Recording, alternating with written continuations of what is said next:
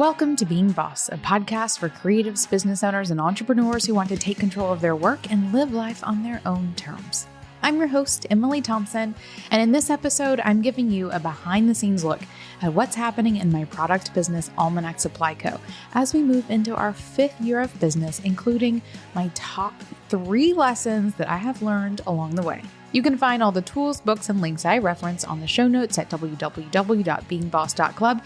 And if you like this episode, be sure to subscribe to the show and share us with a friend.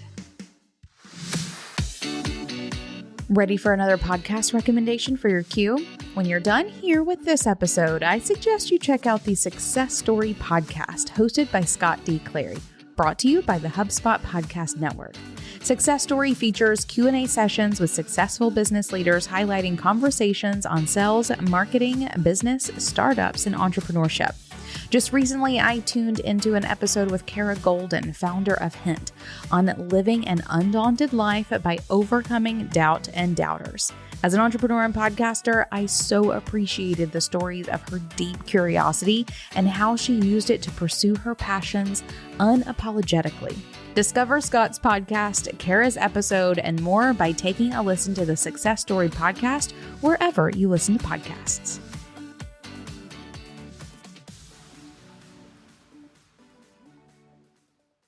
All right, bosses, I am here solo again today. And I thought I would use this time to give you a bit of an update as to what is happening at Almanac Supply Co., which is my product and retail company that I launched a couple of years ago.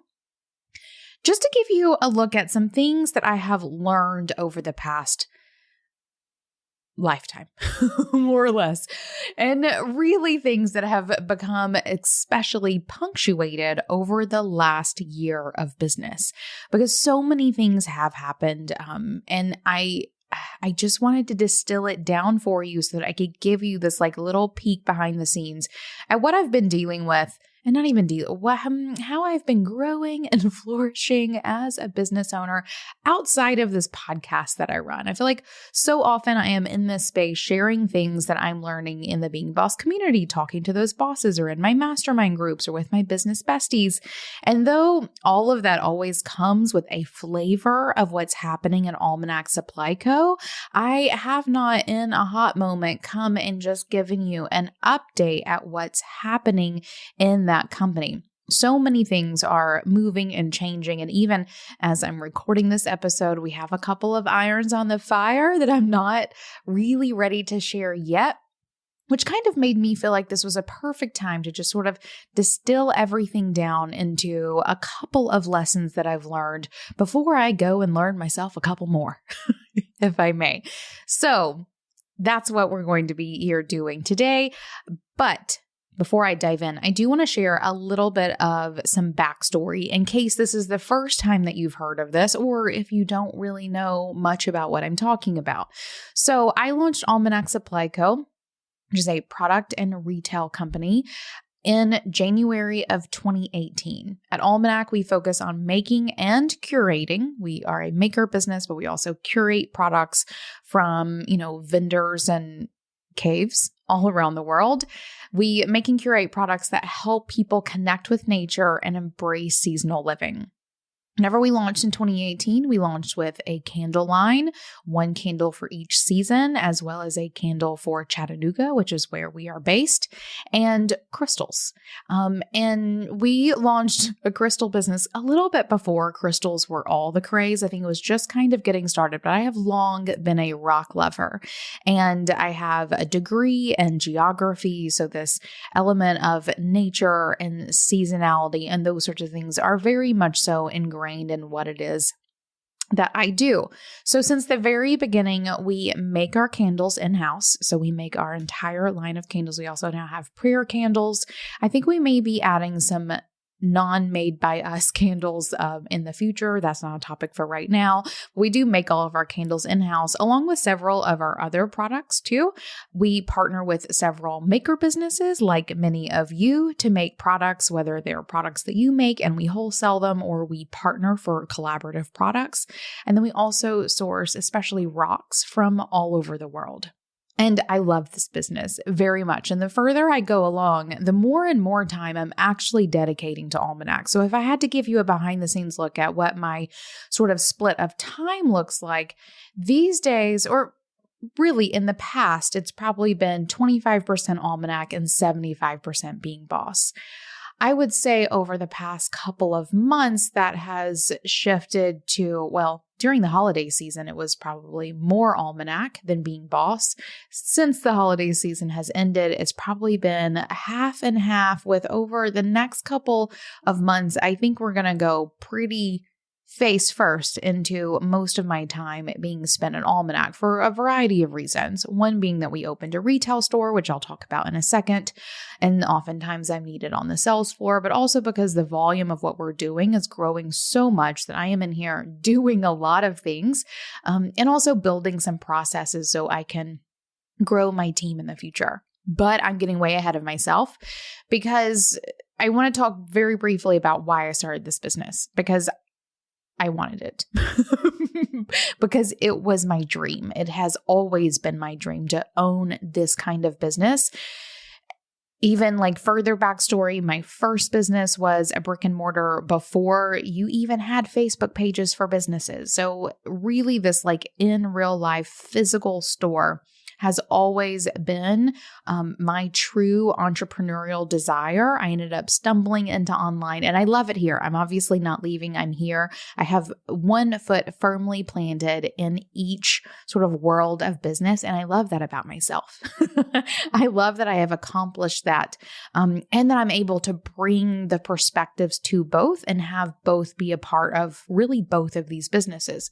So I did spend years helping creatives build really dreamy businesses through branding and websites.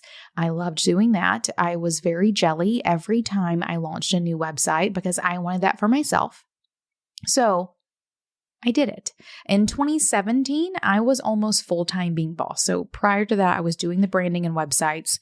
I had went pretty full-time being boss, and we discovered that the conversations that I was bringing to being boss were a little flat because I was podcasting about running a podcast business, and that's kind of lame. So I wanted to have more perspective. I had did I have room in my schedule? Probably not, but I felt it was time for me to do the thing that I had been wanting to do for so long. So I started Almanac Supply Co. I will say that I share so much of this journey on a podcast that you can go listen to. So if you search wherever it is that you're listening to podcasts, find Making a Business by Being Boss, you will find 2 seasons of really the first year, following me through the first year of starting and launching Almanac. And you can listen to that wherever you listen to podcasts. And there is a season 3, 4, and 5 that is available exclusively to the Being Boss Clubhouse, which is the paid tier of the Being Boss community. So I did share the first year within those first 2 seasons that everyone has access to, but I have continued a monthly log, basically, of what is happening at Almanac within the Being Boss community as we've continued the Making a Business podcast within that exclusive capacity. So if you're totally digging this and you want more of that, you're welcome to go find it there. I've covered things like the tools that we use to run our e-commerce and how we research and develop products and how we've prepped for the holiday season, and then a follow-up of how all of that prep worked out for us. So I'm really sharing all kinds of things, and I hear just as much feedback from service-based business owners who appreciate the inside look as to what it takes to run this business as I do other maker, product, and retail bosses who are in it in the same capacity that I am. So if you do love this episode and you want more of them, go check out Making a Business first 2 seasons wherever you can find them, and then the continuation of that story in the Being Boss Clubhouse. And I did do a recent episode about opening our first brick and mortar location in episode 267 of this Being Boss podcast. So if you just want to know more about that, that was a magical experience. You can find that in episode number 267. And if you want to check out Almanac Supply Co. and all the things that we're doing there, you can find us at almanacsupplyco.com. Now, I think I laid the foundation of this conversation with that. That's me. That's what we're doing at Almanac. And maybe even let me tell you what I'm doing particularly at Almanac. I made a joke recently. I can't remember if it was in a Being Boss clubhouse or community meetup or maybe it was here on the podcast where I was talking about how I don't even know how to make candles anymore. I have not made a candle at Almanac since probably the first 6 months of business, maybe 6 to 12 months of business. Since then, I have not. I even have a funny story. My mom called me before the holidays. She had bought a bunch of candle making supplies because she wanted to make candles for family members. And as moms often do, she called me and was like, "Hey, but do you want to make them?" And I know what she meant. Like, I'm a candle maker. I have all the supplies. I should just be able to like whip up some candles, right? And I was like, Mom, I don't even know how to do that. Like, I wouldn't even know where to start. I don't even know how to turn on our wax melter. I could probably figure it out. I'm a smart person. But I don't even know how to make candles. So what my role is, because I don't know how to do that. And it's because the production has grown so much. There's so much of what is happening at Almanac that I didn't even create the systems, let alone like, can I go in there and, figure it out again? I'd like really have to learn some new things along the way. But what I am doing is I am head of marketing. I am the marketing department at Almanac. So if you sign up for our newsletter, and I highly recommend that you do, obviously, I'm creating that email every single week. I'm creating our social media. I am doing all of the marketing planning around the store and our online. I'm keeping our website updated. Like, I am the marketing, digital and otherwise, marketing department. That's me. That's really the core of what it is that I do, that I contribute. And honestly, more or less, that's my expertise. It's not my favorite hat to wear. I have been pretty open about that here and everywhere. I know marketing. I do marketing. I know how to get the job done, but I don't love it. So a lot of what I do at Almanac is that, and we have some plans in the future to start getting me into the places that I most want to be. I also am the CEO role. So I do have David as a partner at Almanac, and we are partners. He does so many things that I don't even know what he's doing. I'm doing so many things that he doesn't even know what I'm doing. He actually recently told me, he's like, I actually don't know what you do all day. And I was like, that's fine, because I'm doing so many things I couldn't even give you a list, but also ditto. But we do know it's all getting done. And so David is my partner, but I really am the CEO role. I am making the decisions. I'm obviously asking him, and it is a partnership, but whenever it comes to those final decisions, I also have the most business experience. So when it comes to seeing all the pieces of the puzzle and putting things where they go and making those final decisions, though David often, will give me the insights that inform that final decision, the final decision is mine to make. And then my sort of favorite thing is buying. I love buying rocks, y'all. And not just rocks, but books and t-shirts and the things that we are putting together to make this retail store happen. I love doing the buying. Similarly with making products, I love designing the products that we make and creating the systems for making those products. Obviously, candles got out of my hands a long time ago. We have made other products along the way. And then also to some extent working with our collaborators for the additional products that we are making. So products is really my realm. I usually do the initial setup, and then David often does a lot of the actual buying, but really those products is the piece that I most love. So, if it's 50-50 marketing and products, and I love products and really could do without marketing, it sounds like most bosses in the room, does it not? Almanac really is a business that I am all the way in so many ways, in a way that I haven't had to be in being boss in a really long time, which is, the difference between the trajectory of a service-based versus a product business, or even the difference of even a couple of years where being boss is, 7-8 years old. Almanac is 5 years old. There's a lot of difference, I think, that 3 years has made between where I am able to be in Being Boss versus where I'm able to be in Almanac. So that's my role, more or less. And I love it.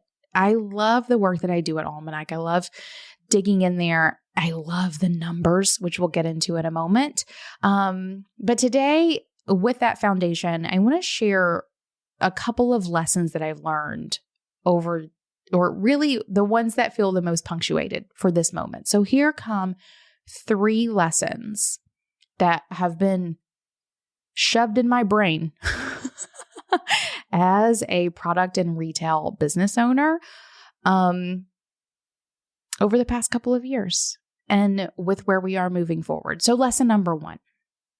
Oh my God, this one makes me mad. This one actually legitimately annoys me. And that is that your website is your most valuable employee. This is not something that is new.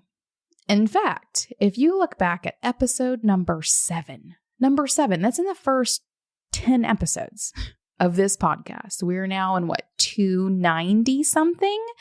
Episode 7 of the Being Boss podcast is an episode that is called Your Website is Your Most Valuable Employee.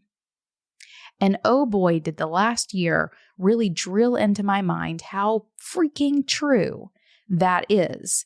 And just like a valuable employee, your website requires constant love and attention. Period. So here's what happened. In January or February of 2021, we launched a new website. We are on the Shopify platform. This is not sponsored by Shopify, though for years I've been knocking on your door. So if someone is finally hearing this and would like to give me a call, hello@beingboss.club. Thank you. Our website is on Shopify. And we had been using a website template that I built myself. Scratch that. I didn't build it myself. It was a pre-made template, a free template from Shopify that I adjusted myself with the help of my web guy, Corey. And so this website had been in place since 2018. We'd used it for several years. It was working just fine, but we had hit a snag. A couple of actually little snags where it was an old template. And this is like my thing, probably in episode number 7, I'll tell you that a website is only really going to last you 2 to 3 years because everything changes so quickly. And if you have lots of plugins, if you have, or if you just want to keep up with new media trends and those sorts of things, you have to keep your website updated. So we had gotten to the end of the life of that initial website, and we had a couple of things that we wanted to do. So we had a couple apps that weren't updating correctly because we were using an old template, and we wanted to be able to incorporate more video content, especially for rocks, because imagine a sparkly rock video on a website. Yes, please.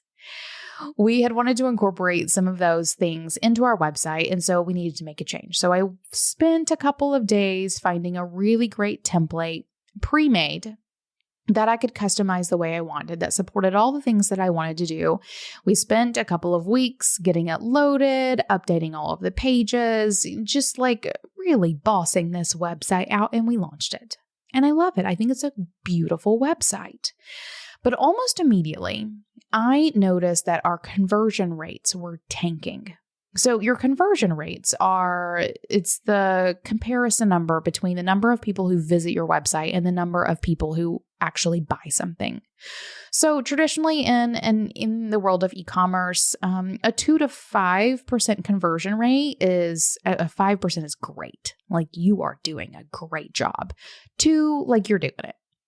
Ours dropped into the 1% range.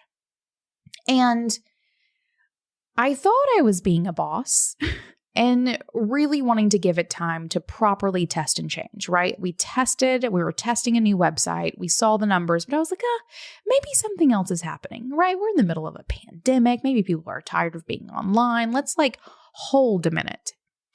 So we held, and then we opened a brick and mortar, and then it was time to plan for the holidays, and then. And though I knew the entire time that our conversion rates were not what they had been in the past, so not what they could have been, I didn't do anything about it. At the end of the year, or really at the beginning of this year, at the beginning of 2022, David and I sat down for our CEO days where we went through the Being Boss CEO Day kit. Highly recommend you check that out, beingboss.club/CEO. We did the kit together, and then we go through and do all of my spreadsheets because I've got spreadsheets that I do every year to do a really great comparison of numbers. And I saw really in that context what our conversion rates had been doing. And I was like, ooh, this blows. Let me do some math. And I shouldn't have done that math because that math made me incredibly angry. What I learned is that simply by losing 1% of my previous conversion rate, we lost over $60,000 in revenue. Just sit on that. And really, I lost 2 or 3 percentage points of my conversion rate when we launched this new website. So I potentially lost 6+ figures in potential revenue from having a website whose conversion rate simply wasn't what the previous one was. If I had taken more immediate action and fixed the homepage, updated the menu, test and change little things along the way to increase that conversion rate, I'd probably be less mad right now. Right? And so as someone who, and really halfway through the year, we stopped being an online-only website or online-only retail company. We added brick and mortar, and then the numbers started looking very different. As opposed to 100% of our revenue coming from the website, it became sort of 50-50, 50% from the website, 50% from our brick and mortar. And so it seemed a little less important. It seemed, because I wasn't watching my numbers all along the way, and I wasn't consistently making sure that my website was performing at the level that I knew it could. So, hard lesson learned. I need everyone to learn from my mistake. Go check on your website. Go take care of it. Do what you need to do to increase your conversion rates, to make it easier for people to find you. And that's sort of even a funny thing too, is one of the things that we were experiencing with our website was actually a good bit of traffic growth because a lot of our SEO efforts were starting to pay off. People were finding us more organically. And there is something to be said there around how more organic traffic can skew otherwise really great conversion rates. When you start getting more volume of organic traffic, usually your conversion rates will go down because more people are just coming because they, for us, smoky quartz. They search for smoky quartz for whatever reason. They click through. Maybe they just want to know what it means. They don't actually want to buy it. They were never really a highly qualified customer. So high organic traffic can skew your conversion rate down, but it shouldn't have skewed it down as far as it did. Okay, so lesson number 1, go take care of your website. Our website had the potential of making us over $100,000 more revenue last year. And that's an employee that I want to take care of, right? So lesson number 1, your website is your most valuable employee. Go take care of it. I'm taking care of mine. It's on my to-do list this week. We're launching a new homepage and I will test and change the little things along the way. No more waiting to see what happens. That's a lazy excuse. I got to move on to the next one. I'm getting mad at myself again. If you're on the lookout for ways to help your business sell smoothly from one quarter to the next, look no further. Hubspot helps your business get shipshape with an easy-to-use CRM platform that aligns your business and delivers a seamless experience for your customers. Other CRMs can be cobbled together, but HubSpot is carefully crafted in-house for businesses like yours. Its purpose-built suite of operations, sales, service, and marketing tools work together seamlessly so you and your team can focus on what really matters, your customers. Plus, with helpful educational content, a supportive community, and access to hundreds of app integrations, HubSpot's all-in-one platform is built to grow with you. Learn how to grow better by connecting your people, your customers, and your business at HubSpot.com. When building a business you're passionate about, it's easy to feel like there aren't enough hours in the day. And if you're doing all of your own invoicing and accounting, that's probably a lot of time you're spending on work you might not love. Well, good news, my friends. FreshBooks is built for business owners like you. It's the all-in-one accounting software that saves entrepreneurs and freelancers up to 11 hours a week. That's 11 hours you can spend doing literally anything else, from serving your customers and honing your craft to hustling out a side project or planning your next vacation. From building, sending, and following up on invoices to managing expenses, FreshBooks automates and simplifies all the tough and annoying parts of running your own business. Try FreshBooks free for 30 days with no credit card required by going to freshbooks.com/beingboss to get started today. Okay, lesson number 2. Y'all, it takes real business chops to win at retail. Period. Every business is a number game. You've heard me say it before. I will say it all the time. But I also know that in a lot of industries, you can kind of phone it in sometimes, especially in industries where there are big profit margins. Right? And by phone it in, I'm not saying that you're not great at what you do. What I'm saying is you're probably so great at what you do that you may not be the best business owner. Maybe you don't pay your invoices on time. Maybe you are slacking on your bookkeeping. Maybe you don't know what your profit margins are. Maybe you have no idea. And y'all, I've definitely talked to many a business owner that does not have a clue. So I'm not saying by any means that you're a bad business owner if you're phoning it in, because I think that's fine as long as everyone is happy and you're making money along the way. Fine. Not great. It's fine. And I can even think of several people that I've known in my life who've had pretty good businesses, but a lot of things are phoned in. Maybe they don't have an email list and they're not using it. Maybe they don't know what their profit margins are. Maybe their website is like 18 years old. Whatever it may be, there's something that they are doing, though, so right in their business that they can afford to phone things in. And I think there's something really great in that, for sure. They have high demand, they're delivering to their customers, and they are otherwise doing enough good, enough great that they can afford to phone some things in. I don't think you can do that in retail. I do not think that you can truly do that, especially in small boutique-y retail. In retail, you have to have your finger on the pulse of everything.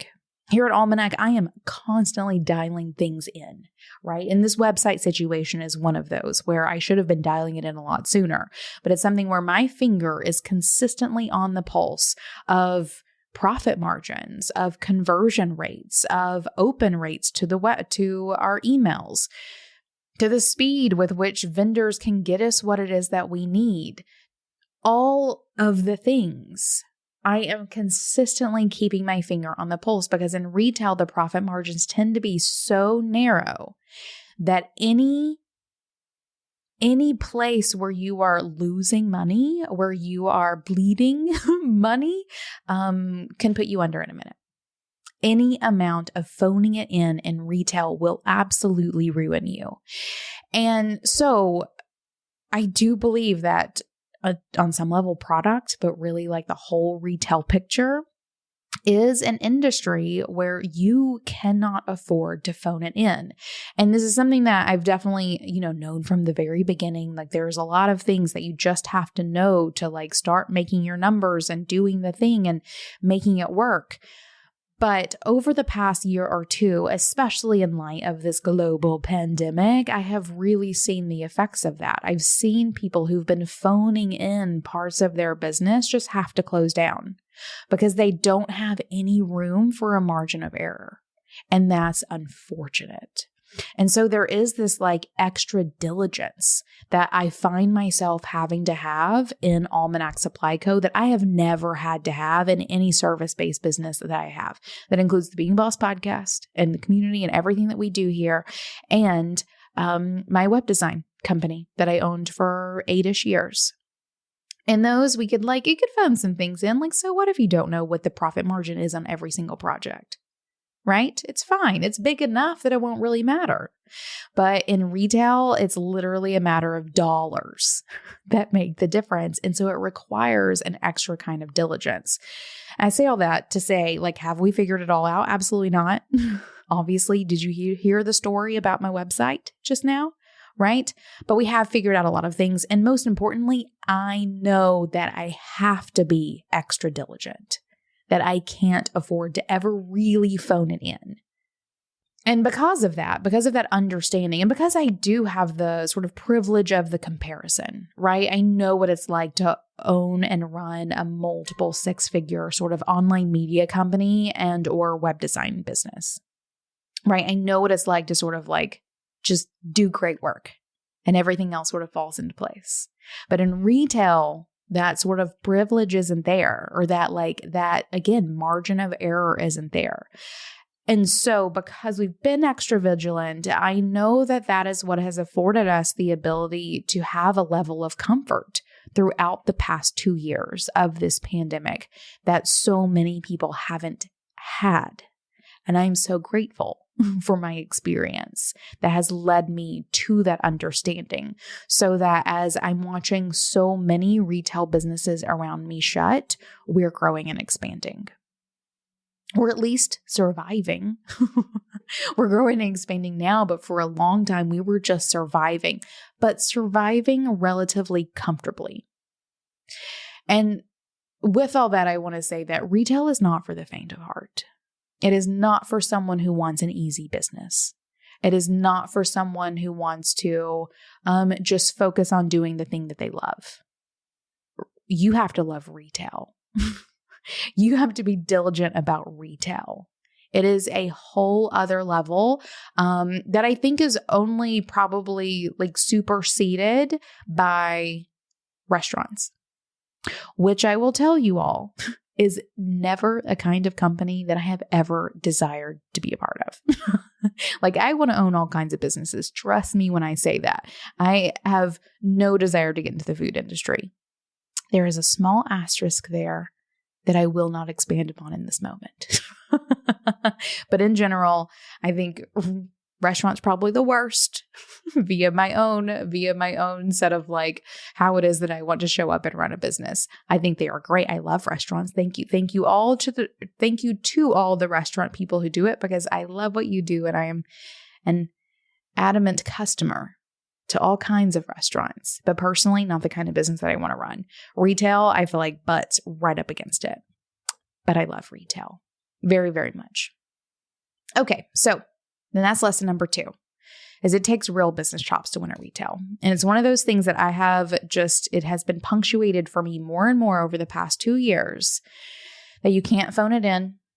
You have to understand business numbers. You got to love spreadsheets and profit and loss sheets and profit margin calculations and sort of visual merchandising, making sure you're putting all the right things in all the right places.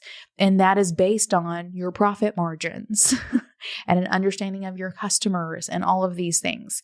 So there is a depth of business know-how and experience that is required to win at retail. And y'all, I know I'm just now like really diving face first into it as we, have our retail store and look at growth plans. And it's really just given me a next level appreciation for people who do retail. And otherwise, anytime I hear a boss is like, I think I want to do a retail store, I'm like, honey, you better love retail, period. Otherwise, we've been joking around Almanac of doing some sort of experience for bosses where you can just come work a crystal store for a couple of days.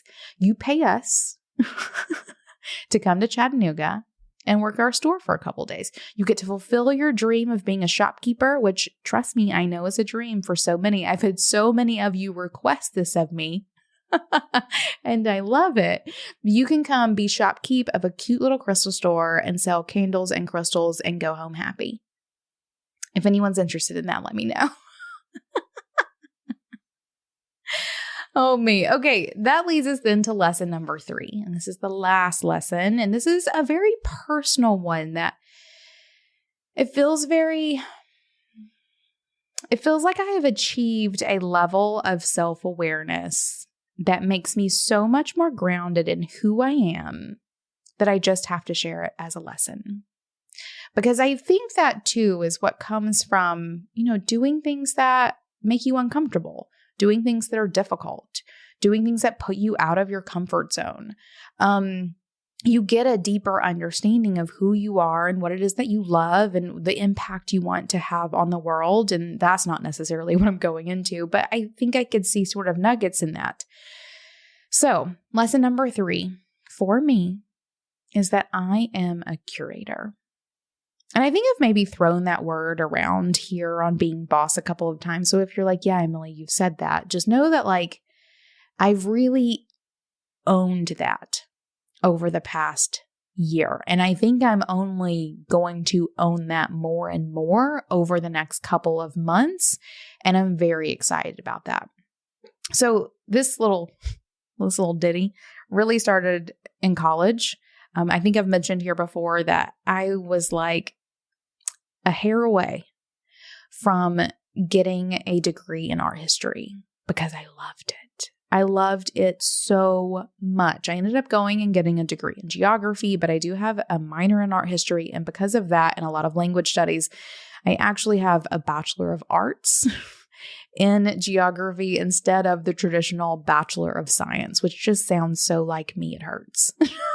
I love art and science, y'all. Art and science. So back whenever I was getting that minor in art history, I almost got a major because I really thought for a moment that I wanted to be a museum curator, that I wanted to be the person who looked at a large body of work, whatever that is, and curated the pieces to give people the experience that this collection could afford them. Something that I thought very deeply about, and I imagined myself, moving off to France and being the curator of some great art museum, which they would not let me do. But that was a dream. That was a dream that I had for a minute. And it's always sort of followed me, this idea of curating. I love putting pieces together. I'm very aesthetically minded. So there's a visual aesthetic. There's also this deep business understanding of who my customer is, what it is that they want out of this situation, how it is that I can deliver it through what I have in my hands or at my disposal. It's totally why I loved doing branding and websites for creative businesses. I could take these beautiful creations they were making, these jewelry or t-shirt lines or even this lifestyle brand that they were building for themselves, and I could turn it into a thing that a visitor to the website could see and experience. I really loved doing these towards the end of my website career because I had my fingers in all of the pieces of the puzzle. I was hiring the copywriters. I was working with a photography to art direct, the photo shoots for products and for brands, and I loved it. I was curating this online visual representation of creative businesses, and I loved it. I love doing that so much. I love doing it for myself even more. I will say that. It's also what I do here at Being Boss, and I've always sort of seen that thread there as well. I'm curating content. I'm curating experiences.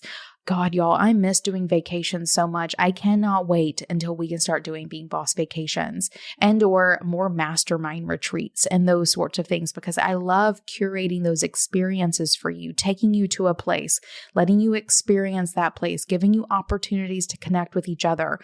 Swag bags. I love a swag bag. Curating those swag bags for you. I am a curator. I love bringing pieces together to give people experiences. And that knowing, that understanding of what sort of lights me up has really settled in my bones over the past year or two. And it feels good to know who I am in that way. I will say I will never call myself a curator. I don't think that I'll ever put that on my business card, Though maybe. David and I have had many a joke, and it's not a joke because think if you actually go to the Almanac website, we have a crystal collection that we call the Legacy Collection. And it's basically all of our expensive crystals. So you will find, $100 pieces of amethyst up to, $1,000 pieces of Lemurian quartz and those sorts of things. These are investment pieces for your collection. We've always joked that whenever we retire, we're going to have our legacy collection, and we're going to, oh my God, this is so funny. And we're going to basically make it a traveling museum. Am I going to go full circle and actually curate my own legacy rock collection? Is that literally what I'm describing in this moment? I had never really put those pieces together in that full circle, but wow, I can't make this shit up. I love it. So anywho, maybe at that point, I will put curator on my business card. That point, I will do it. But for the moment, I don't call myself a curator, but I do recognize that as being the common thread that weaves itself through the things that I do, through the things that I love doing. And I do have a deep knowing that that's my secret sauce. That's my core genius, to look at a whole bunch of stuff and pick the right things for creating the experience that I am there to create. And I love that about myself. I really appreciate the opportunities to learn that about myself, for sure. So I also do want to say, though, around that has only come from many years of showing up and doing the work, whatever it looks like. And I will say, most days for me, curating does not look like sitting down and, creating it's funny, literally today, one of the things that I'm doing is creating a new system for curating our seasonal product buys. So looking at monthly and seasonal themes and I'm using Notion to create some galleries, or I'm pulling in product images and things so I can reference and sort of curate really easily. So it's funny. But in all, that's something that I do a couple times a year. Right? I'm showing up and doing all kinds of work all the time. But what I really love doing is that curation for both brands and in my life. I love my house. I'm a little bit of a home decor nerd, in that I like to live in beauty. I should probably look at my birth chart at the moment now that I'm talking about this and see where all that lies. However, lesson here is that I'm a curator. I have a deepened idea of who it is that I am, and it has come from many years of showing up and doing the work and really being super mindful of what it is that lights me up and the threads that sort of thread themselves, I suppose, through all of the things that bring me joy as a multi-passionate creative. So there you have it.